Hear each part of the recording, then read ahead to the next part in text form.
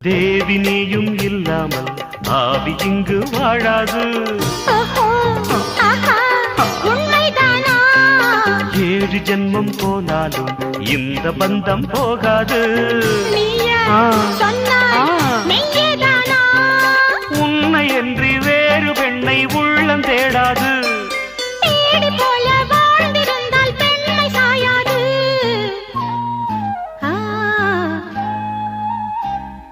பூவே உன்னை நேசித்தேன், பூக்கள் கொண்டு பூசித்தேன். உண்மை சொல்ல யோசித்தாய், கோழை போல யாசித்தாய்.